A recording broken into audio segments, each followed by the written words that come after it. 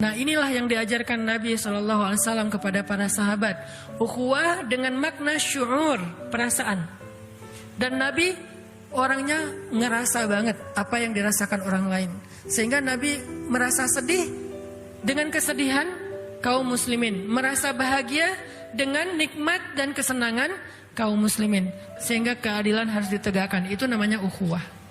Dalam konteks yang lebih sempit, kita belajar pelan-pelan merasakan kesulitan yang sedang dirasakan saudara kita, merasakan malu yang dirasakan oleh saudara kita, menjaga perasaan.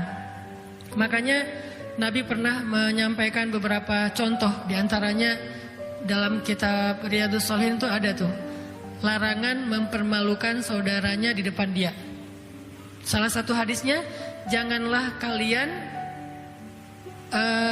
mencela orang yang buang angin.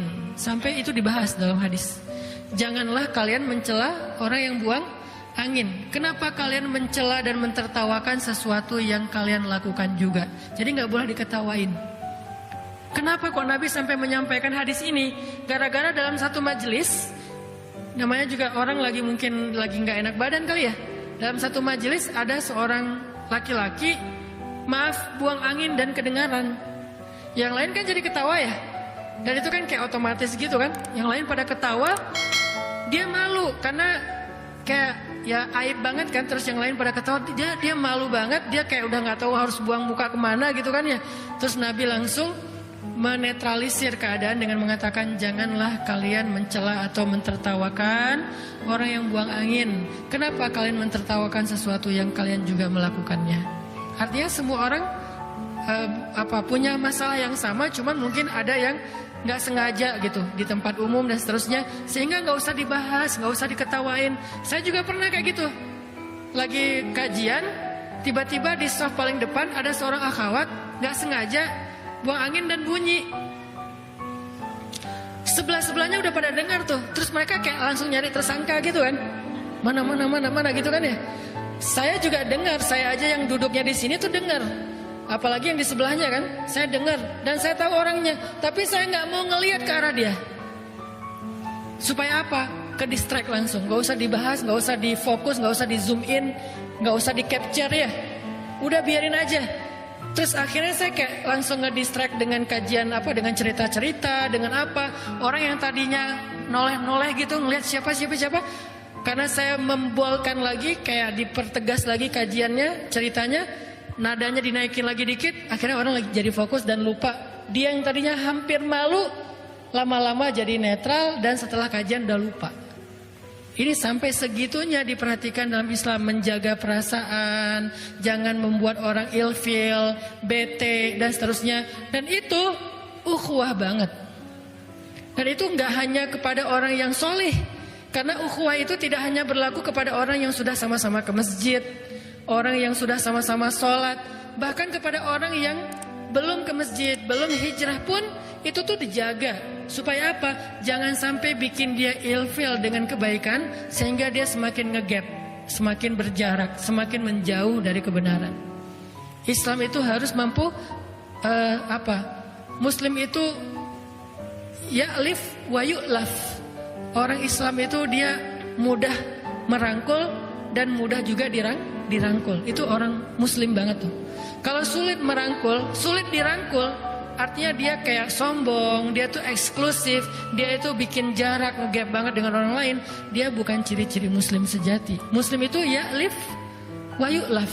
Dia mudah merangkul orang, yuk bareng yuk. Nggak terlalu jaim, dia juga mudah dirangkul orang. Kalau diajak orang mau, nggak terlalu ngerasa kita kan beda, nggak kayak gitu. Dan Nabi gitu banget. Makanya Nabi itu sangat menjaga perasaan supaya terjaga ukhuwah. Pernah Nabi lagi kayak duduk bareng dengan sahabat-sahabat yang miskin lah ya. Sahabat-sahabat miskin ini kalau makan rotinya tuh keras. Bahasa Arabnya qadid. Qadid itu artinya roti keras yang udah lama. Kalau pengen dimakan nggak bisa langsung dimakan, harus direndam dulu pakai air. Saking kerasnya udah kayak kerupuk gitu. Nah itu namanya qadid.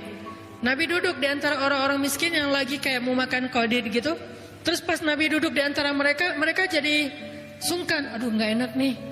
Masa kita mau ngasih roti kayak gini buat Nabi, buat Rasulullah, terus gimana dong kita gak sanggup beli roti yang lembut? Terus Nabi tersenyum mengatakan, saya adalah anak seorang perempuan yang biasa makan qadid. Saya anak seorang perempuan, ibu saya tuh adalah pemakan qadid. Jadi kita udah biasa makan kayak gini di rumah. Maksud Nabi apa? Biar gak ada gap antara beliau dengan orang-orang yang lagi ngajak beliau makan. Itu namanya yu'laf, mudah diajak barengan, nggak terlalu ngegap. Jalan lagi tuh Nabi bareng dengan orang miskin. Ketemu orang miskin, mereka pada sedih gitu ya. Nabi bilang, tahu nggak, orang miskin itu masuk surga 500 tahun lebih dulu daripada orang kaya. Oh gitu ya Rasul. Akhirnya mereka semangat, bukan semangat dalam kemiskinan ya. Maksudnya semangat untuk nggak pede, nggak baperan, nggak kemudian pesimis, jadinya menjauh dari rombongan atau dari orang-orang banyak. Jadi dibangkitkan semangatnya. Ketemu sama penggembala, Nabi bilang apa? Tidaklah Allah mengutus Nabi kecuali pernah menjadi penggembala. Jadi yang penggembala juga merasa kayak pride gitu. Wah ternyata profesi kita tuh profesi para Nabi. Ketemu dengan orang kaya, tidak ada kecemburuan kecuali kepada dua orang. Satu orang berilmu, satu lagi orang kaya yang banyak berinfak. Jadi semua orang bisa dibahagiakan hatinya oleh Nabi. Nggak ada yang ngerasa ketemu Nabi bete, itu nggak ada. Saya belum pernah mendengar cerita ada orang bete ketemu Nabi, itu nggak ada. Yang ada lagi bete ketemu Nabi bahagia, itu banyak tuh. Yang tadinya bete banget di rumah, pas ketemu Nabi happy. Pas balik ke rumah bete lagi, itu banyak. Salah satunya adalah Hanzalah. Hanzalah lagi sedih, duduk sendiri. Datang Abu Bakar. Abu Bakar nanya, "Kaifa asbahta ya Hanzalah?" Gimana keadaan kamu pagi ini wahai Hanzalah? Hanzalah ngelihat Abu Bakar dan bilang, "Nafaqah Hanzalah," kata Hanzalah. Hanzalah itu munafik, tahu nggak kamu? Abu Bakar bingung. "Kaifa dzalik? Kenapa kamu ngomong kayak gitu? Kenapa kamu merasa diri kamu munafik wahai Hanzalah?" Kata Hanzalah, "Wahai Abu Bakar, saya tuh kalau ketemu Nabi bahagia. Kalau ketemu Nabi iman saya naik. Kalau ketemu Nabi saya tuh jadi semangat beramal soleh. Saking iman saya lagi naik, saya merasa diri saya tuh jadi orang yang paling soleh di muka bumi. Saking saya ngerasa jadi orang soleh, seolah-olah dari tempat duduk saya tuh bisa ngelihat surga kalau lagi dekat sama Nabi. Tapi kalau saya pulang ke rumah, saya ketemu dengan keluarga saya, dengan anak saya kerja, maka iman saya drop sampai seolah-olah saya bisa melihat neraka dari tempat duduk saya." Itu adalah kata-kata Hanzalah. Sedih Hanzalah dengan kondisi imannya. Kemudian Abu Bakar juga bilang, "Kalau gitu saya juga sama wahai Hanzalah. Iman saya juga kayak gitu. Kalau ketemu Nabi naik, kalau pas jauh dari Nabi turun. Berarti sama dong saya munafik." Ya gimana dong? Akhirnya mereka ketemu dengan Nabi. Ya udah kita coba minta nasihat dari Rasulullah. Datang ketemu dengan Nabi, sedih aja murung dua-duanya tuh. Nabi nanya, "Malham," kata Nabi. "Ada apa kok kalian sedih?" kata Nabi. Kata mereka, "Ya Rasulullah, kami merasa diri kami udah munafik." "Hah? Kenapa kok kalian ngerasa gitu?" Kata mereka, "Kalau ketemu engkau hati kami merasa imannya bertambah sehingga kami semangat beramal soleh. Tapi kalau jauh darimu iman kami drop dan kami jadi mudah berbuat dosa dan jauh dari Allah." Nabi kemudian tersenyum memberi mereka nasihat. Tahu nggak? Seandainya iman kalian kondisinya stabil terus seperti kalian ketemu saya, maka kalian akan berjabat tangan dengan malaikat dan malaikat akan menemani kalian pergi kemanapun kalian pergi. Malaikat akan nemenin. Tapi kata Rasul, sa'atan fasa'atan. Iman itu memang kayak gitu. Ada sa'ah waktunya turun, ada waktunya naik. Jadi Nabi itu kayak menghibur dan mencoba untuk menguatkan mereka. Bukan malah, "Oh berarti emang benar sih kalian munafik." Enggak digituin sama Nabi. "Dasarnya kalian emang gitu ya, kalau ketemu saya aja imannya naik. Berarti kalian gak jujur sama Allah. Taubat kalian, istighfirullah, minta ampun sama Allah." Enggak, Nabi itu gak gitu. Enggak dimarahin, gak digalakin. Malah Nabi tersenyum dan bilang, "Sa'atan fasa'atan." Memang harus ada prosesnya. Kadang iman naik, kadang iman turun. Tapi berusaha terus ya, jangan menyerah. Kayak gitu. Ini menunjukkan bahwa Nabi itu selalu bisa bikin orang happy. Itu ukhuwah. Bisa gak kita jadi orang yang kayak gitu? Kemana kita pergi, orang di sekeliling kita itu malah jadi happy. Dan itu buat saya juga jadi kayak agenda atau PR besar buat pribadi saya. Kadang-kadang kita tuh jangankan orang lain ya, keluarga aja nggak bisa kita bikin happy terus. Malah yang lebih parah lagi, sebelum kita datang perasaan keluarga tadi lagi happy, begitu kita datang bete semuanya ya. Nuntut ini, nuntut itu, nyalahin ini, nyalahin itu, kan berarti kita belum benar.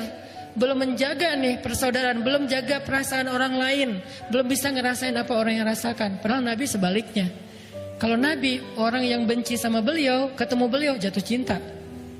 Orang yang benci sama beliau, orang yang bete ketemu beliau happy. Kalau kita sebaliknya, orang happy ketemu kita jadi bete. Nah ini yang kita coba belajar dari Nabi. Kok bisa Nabi orangnya tuh kok nyenengin banget gitu. Orangnya tuh asik banget. Masih ingat cerita pernikahan Nabi dengan cewek Yahudi? Siapa namanya? Sofia. Tapi bukan Sofia yang kartun ya. Sofia, orang Yahudi, Sofia bahasa Arabnya. Itu gimana cerita pernikahannya? Kan gara-gara habis perang, namanya perang Khaybar. Perang Khaybar itu perang paling besar yang terjadi antara kaum muslimin dengan orang Yahudi. Dalam perang itu, ayah Sofia terbunuh. Paman Sofia terbunuh. Yang lebih sedih lagi, suami Sofia terbunuh. Dalam perang Khaybar, suaminya terbunuh. Kenapa mereka terbunuh? Karena mereka memusuhi Nabi, memerangi Nabi, terjadilah peperangan yang gak bisa dihindari. Mereka keras kepala, akhirnya dalam peperangan itu mereka terbunuh. Terbunuh dalam peperangan itu bukan kejahatan, karena itu sesuatu yang wajar. Yang kejahatan itu terbunuh di luar peperangan. Namanya berperang. Maka masa kita berperang, udahlah kita gak usah bunuh-bunuhan, kita kayak main apa gitu, nge-game gitu kan ya. Kan gak mungkin ya, namanya juga perang. Nah terbunuhlah ayah Sofia, paman Sofia, dan suami Sofia. Sehingga Sofianya jadi tawanan perang kaum muslimin, ditaruh di sebuah tenda. Lalu datanglah Nabi ke tendanya Sofia untuk menghibur Sofia. Waktu Nabi datang ke tendanya Sofia, Sofia yang meriwayatkan cerita ini, dia sendiri yang bercerita. Kata Sofia, ketika Nabi baru datang ke tenda saya, Nabi itu adalah orang yang paling saya benci di muka bumi. Jadi buat Sofia, Muhammad adalah orang yang paling dia benci di muka bumi. Gimana enggak? Gara-gara Nabi itu suaminya terbunuh. Gara-gara Nabi Muhammad ayahnya terbunuh, pamannya terbunuh. Walaupun bukan Nabi yang membunuh, tetapi dalam peperangan itu terbunuh. Sehingga Muhammad adalah orang yang paling saya benci. Sampai dia datang menemui saya di tenda saya. Kemudian dia duduk di depan saya. Kemudian saya melihat wajahnya yang penuh dengan rasa simpatik. Nabi itu ekspresi wajahnya tuh nenangin orang, bukan malah sengak, tengil ya. Datang-datang orang lagi sedih juga ya, ditengilin kan makin bete kan ya. Ini enggak, wajah Nabi itu wajah kayak simpatik banget. Nabi itu paham banget kondisi Sofia. Duduk Nabi di depan Sofia, Nabi bilang gini, Sofia maafin saya ya. Nabi minta maaf coba. Saya tahu perasaan kamu. Waktu itu saya udah mencoba untuk berdialog dengan ayah kamu, dengan paman kamu, dengan suami kamu, tapi mereka menolak. Akhirnya peperangan gak bisa dihindari. Maaf ya. Nabi menjelaskan, meminta maaf, menjelaskan, meminta maaf, menjelaskan, meminta maaf, berjam-jam. Sampai akhirnya kata Sofia, Muhammad menjadi orang yang paling saya cintai di muka bumi. Kebayang gak hebatnya Nabi itu? Dari orang yang paling membenci beliau jadi orang yang paling mencintai beliau. Dalam hitungan sejam 2 jam Nabi terus, bukan membujuk, bukan kayak ngelebay ya, bukan kayak ngegombal gitu, enggak. Nabi tulus. Karena kalau gombal dong pasti orang enak juga kan, karena bukan dari hati kan ya. Ayah kamu tukang bengkel ya. Standar kan ya. Itu apaan sih lo? Ayah gue baik-baik aja bukan tukang bengkel.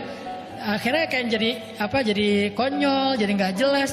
Nabi itu nggak kopas template-nya gombal, nggak. Dia nggak baca di googling, nggak lihat apa, nggak. Tulus saja dari hati ngomong apa yang beliau rasakan. Sehingga Nabi, kata Sofia, Nabi itu datang minta maaf, menjelaskan, minta maaf, menjelaskan, dan minta maafnya itu lembut banget sampai hati aku menjadi tenang. Kemudian aku memandang ke wajahnya dan kemudian aku mengatakan, ya Rasulullah, aku sudah maafkan. Kemudian Sofia malah curhat. Kata Sofia, ya Rasulullah, sebelum terjadi perang Khaybar, aku tuh mimpi. Apa mimpinya? Kata Rasulullah, aku bermimpi di atas kota Madinah ada rembulan jatuh ke pangkuanku. Lalu aku ceritakan mimpi ini kepada suamiku, aku ditampar oleh suamiku. Kenapa? Suaminya kan orang Yahudi, dan orang Yahudi itu pintar menafsirkan mimpi. Suaminya bilang, berarti kamu punya perasaan terhadap laki-laki Madinah, yaitu Muhammad. Akhirnya aku ditampar oleh suamiku sehingga dahiku berdarah, kata Sofia. Dan sekarang aku baru sadar ternyata rembulan itu adalah engkau ya Rasulullah. Kemudian Jibril datang, bisik ke Rasulullah, wahai Rasulullah, Allah menyuruh engkau untuk melamar Sofia. Rasulullah tadi datang bukan mau melamar loh. Jibril ada yang datang bisikin ya.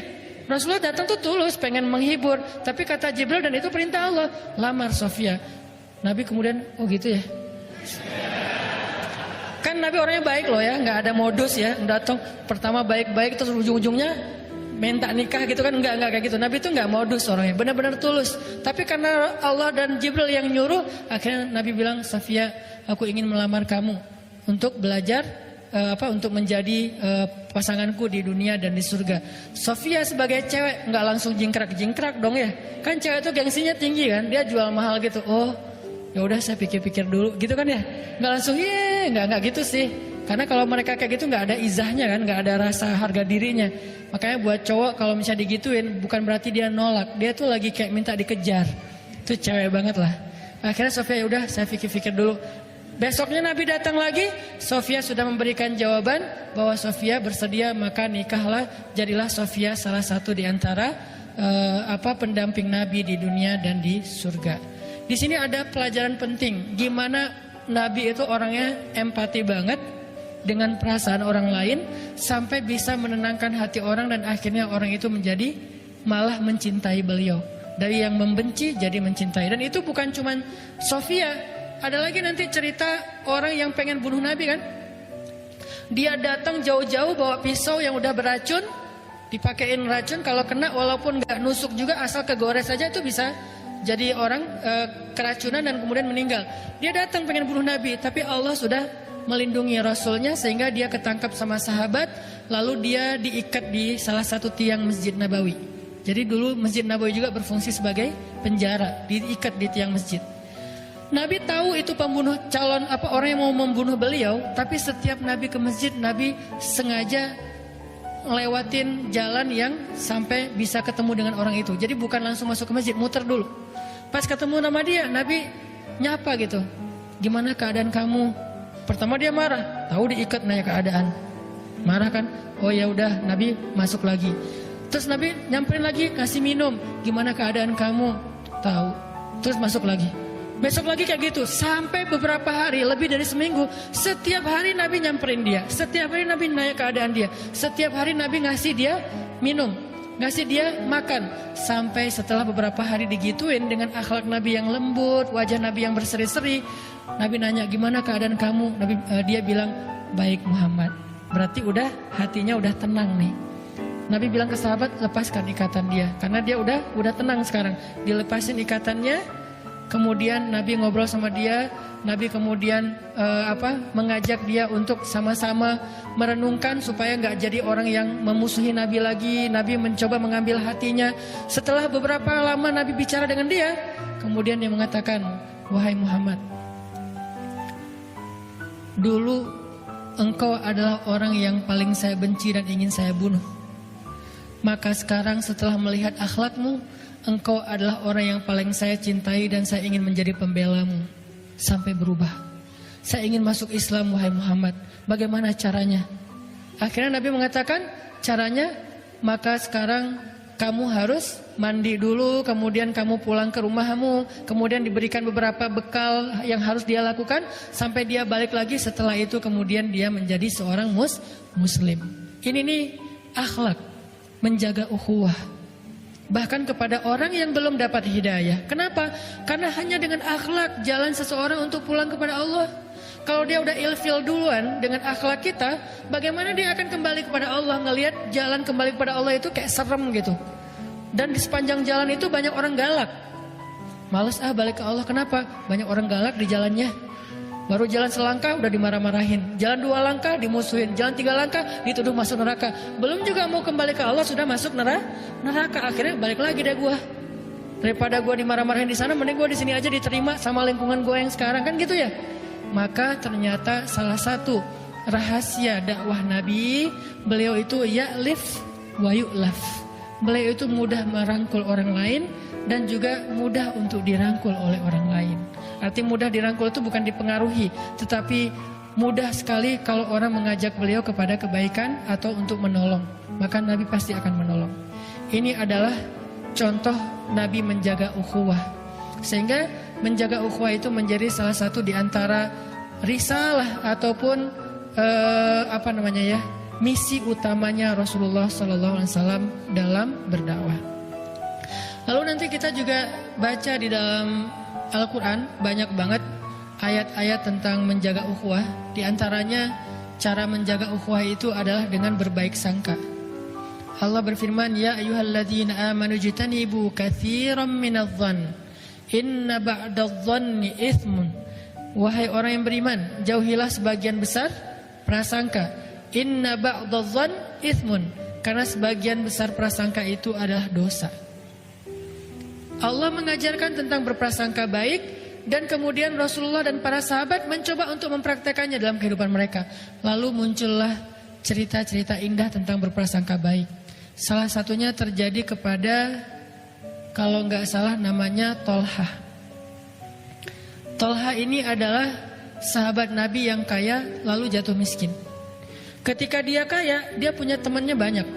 Setiap malam rumahnya tuh dipenuhi oleh teman-temannya. Pada datang ke rumahnya makan, pada datang ke rumahnya curhat, pada datang ke rumahnya minjem uang, pada datang ke rumahnya minta ditolong. Itu Tolha, rumahnya rame banget karena gara dia banyak membantu orang lain. Tapi begitu dia jatuh miskin, rumahnya sepi, nggak ada yang datang. Teman-temannya pergi menjauh dari dia, sehingga istrinya mengeluh.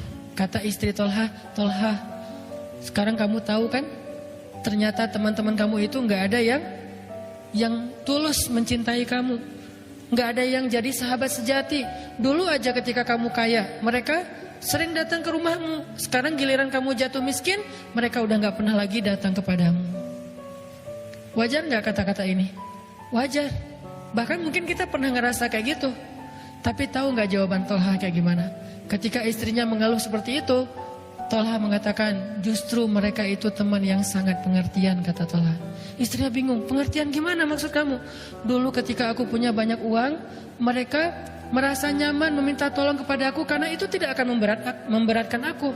Aku punya banyak harta, jadi menolong mereka ringan buat aku. Sekarang ketika aku sudah gak punya apa-apa, mereka merasa kasihan dan gak tega merepotkan aku dengan meminta tolong, maka mereka tidak datang lagi ke rumahku. Lihat angle yang diambil oleh Tolha. Indah banget ya. Dia bisa menemukan satu angle berpikir yang akhirnya dia menyimpulkan yang baik tentang temannya. Kalau kita pasti mungkin 99% akan seperti istrinya. Ya benar, giliran gua sukses dulu, teman gua banyak banget.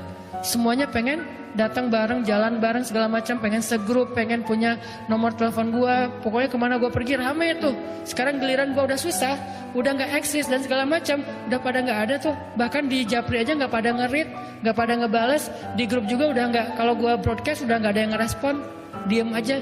Giliran ganti topik rame, giliran gua yang share pada diem. Akhirnya kita ilfil, sedih. Ya udahlah, gua live grup aja, gitu ya. Ini perasaan kita yang terbangun gara-gara su'uzon. Tapi emang benar Ustaz, tetap aja su'uzon, prasangka buruk. Lebih baik kita iltamis li akhika alfa uzrin, kata ulama. Carilah untuk saudaramu 1000 alasan. Ini cara kita jaga ukhuwah. Baik soal rumah tangga, soal tetangga, soal komunitas, soal jamaah, soal masjid. Cara kita menjaga ukhuwah adalah berusaha mencari alasan yang baik tentang seseorang. Kalau kita nggak nemu, ya udah nggak usah dipikirin. Kalau kita nggak nemu, ya udah nggak usah diterusin, udah diemin aja. Kalau kita bisa ketemu, itu lebih baik supaya kita bisa punya sebuah alasan mencintai dia, sehingga kita nggak sempat berburuk sangka kepada dia. Itu tuh sahabat banget. Seringkali terjadi perpecahan di dalam sebuah komunitas atau jamaah atau keluarga, itu gara-gara prasangka sebetulnya. Kita terlalu gampang menyimpulkan sesuatu yang ternyata setelah ditabayun dia nggak gitu. Akhirnya kan jadi udah terlanjur bete ya. udah terlanjur sakit hati. Dan itu juga udah susah recovery-nya. Maka sebelum itu maka Tolha mengajarkan kepada kita belajar untuk mencari sebuah alasan yang baik. Itu tuh Tolha. Kemudian ada lagi cerita husnuzon yang angle berbeda. Terjadi kepada keluarga Abu Ayyub. Ketika ada hoax Aisyah selingkuh dengan Sofwan. Kan di zaman Nabi dulu pernah tersebar sebuah hoax yang paling trending. Sampai di mana-mana orang bicarain itu. Punya hashtag Aisyah dan Sofwan selingkuh. Itu tuh rame banget, dibahas di mana-mana. Di Lambe Turah dibahas, di apa dibahas. Pokoknya rame aja tuh. Aisyah dan Sofwan titik gitu kan ya. Akhirnya dalam kondisi fitnah yang luar biasa, kebohongan yang luar biasa, Abu Ayyub pulang ke rumahnya minta pendapat istrinya. Karena ini udah ada di semua akun. Semuanya pada nge-repost. Yang lebih berat lagi tahu nggak apa? Yang nge-repost berita bohong ini justru orang beriman. Innalladzina ja'u bil ifki usbatum minkum, kata Allah. Sesungguhnya yang menyebarkan itu kan berarti yang nge-repost. Karena kalau yang pertama nge-posting bukan menyebarkan. Sesungguhnya yang menyebarkan berita bohong itu adalah golongan kalian sendiri. Berarti kita taunya dari siapa? Dari teman kita yang kita percaya. Teman kita dari temannya yang dia percaya. Dan terus saja kayak gitu. Sehingga saking banyaknya orang beriman yang ikut nge-repost berita ini, kesannya berita ini benar. Kalau berita ini bersumbernya dari orang munafik, orang beriman gak percaya. Tapi masalahnya ada satu orang beriman yang kecolongan, ikut nge-repost berita yang belum jelas kebenarannya. Akhirnya dari satu repost ke repost yang lain, jadilah dia viral. Viral itu kalau bahasa dulu namanya mutawatir. Kalau dalam konsep hadis namanya hadis mutawatir, diriwayatkan dari banyak jalan. Kalau dalam konsep medsos disebut dengan viral, diriwayatkan oleh banyak akun. Semuanya pakai hashtag itu, semuanya ngeposting itu, semuanya komen di situ, komennya banyak, like-nya banyak, repostnya banyak, hashtagnya rame, akhirnya viral. Sampai Abu Ayyub sulit untuk tidak mempercayai berita ini. Pulanglah Abu Ayyub ke rumahnya, nanya ke istrinya, wahai istriku, kamu udah dengar belum berita tentang Aisyah dan Sofwan? Kata istrinya, udah. Emangnya kenapa? Gak nyangka ya, kata Abu Ayyub. Kita banget ya. Kasihan ya Rasulullah ya, gitu kan?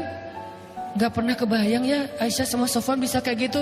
Langsung istrinya kaget. Ternyata Abu Ayyub hampir percaya dengan berita bohong ini. Langsung istrinya mengatakan, wahai Abu Ayyub, gimana perasaan pendapat kamu kalau ada yang mengatakan saya selingkuh? Kata Abu Ayyub, astagfirullahaladzim, innalillah, gak mungkin, saya percaya. Kamu kan perempuan yang baik, perempuan yang beriman, perempuan yang soleh. Kamu mencintai saya, gak mungkin kamu melakukan dosa seperti itu. Kamu perempuan yang menjaga kehormatan, saya gak mungkin percaya. Istrinya senyum. Wahai Abu Ayyub, kata istrinya, gimana pendapat kamu kalau ada yang mengatakan kamu selingkuh? Abu Ayyub makin kaget. Ma'azallah, bahasa kita, auzubillah, saya laki-laki yang takut pada Allah, gak mungkin saya melakukan dosa itu, gak mungkin kepikiran juga, kan saya juga mencintai kamu, gitu ya. Istrinya senyum.